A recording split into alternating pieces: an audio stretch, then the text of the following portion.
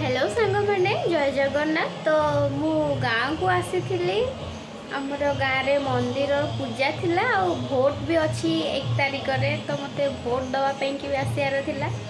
तो मु आसी कौन कौन कली मंदिर पूजा को केमिति एंजॉय कली सब वीडियो आपण मान सहित शेयर करी। तो वीडियो रे थांतु मो साथी रे।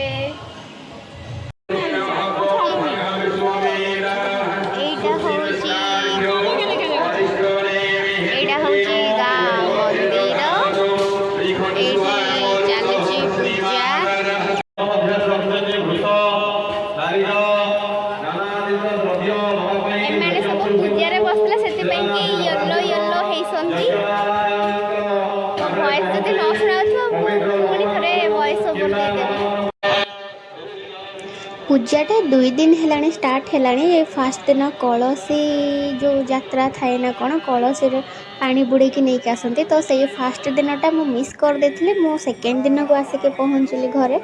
तो ये पूजा चली एंड पूजार जमीक ये पुष्पांजलि दिखते सेमती बेलपत्र देते आमको। तो बेलपत्र पुष्पांजलि दे सारा पर मु कहले कि मत टिके टीका लगे दियो कहीं मत टीका लगापी बहुत भल लगे। एंड एम को कहले बोली पूरा बाड़िया पिटा है कि मत टीका लगाउछंती। एबे कि सी मो मुह को एमती सैड्रु झांकी नहीं आते बड़ सिंदूर ठोपा देदेव जमीक कि देखा। एंड तार मोटिव था कि मो मुंडे पूरा सिंदूरमय करने। तो ये मु टीका लगे सारी ये सब येलो येलो इस देखा कहीं सब कलसी नहीं बुड़े मो येलो नाई बिकज मु कलसी बुड़ारे नी। एंड ये भावुँ कि मुझे सेल्फी नौचे तार वीडियो नहीं जाऊँ जना भी नाला।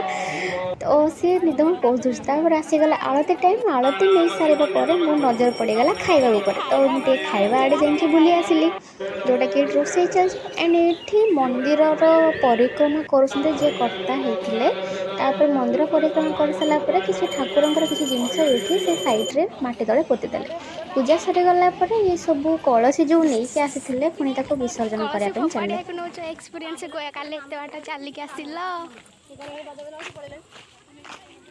हाय कौन बे मो ब्लॉग रे तू आसिल तो स्टाइल मारे पड़े जाउछी हुल हुल पकोन। तो ये संध्या हो जाए। तो एम जो जाइए कलश विसर्जन करने मुझे सहित पलि आसिली। बुड़े कलश निजे बुड़बुनु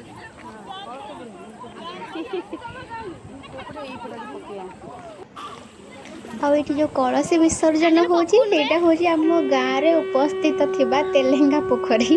जदि कई मोर पाखापाखी लोक देखी पारुथिबे माने वो वीडियो देखुथिबे ता से जानि पारबे एटा को पोखरी बोली। वाला नजारा सेठी मंदिर देखा बाकी एमती एमती सज होइছে जेमती कि देखि पारथो डेकोरेशन एमती होइଛି बहुत भल लागुଛି।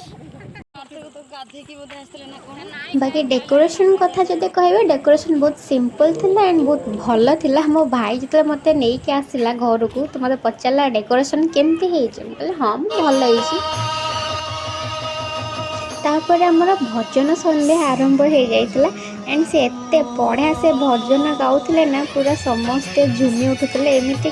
तापर आम अधार पलाइल खाइबापी के लाइना लगुला बहुत जोरसोर भोक।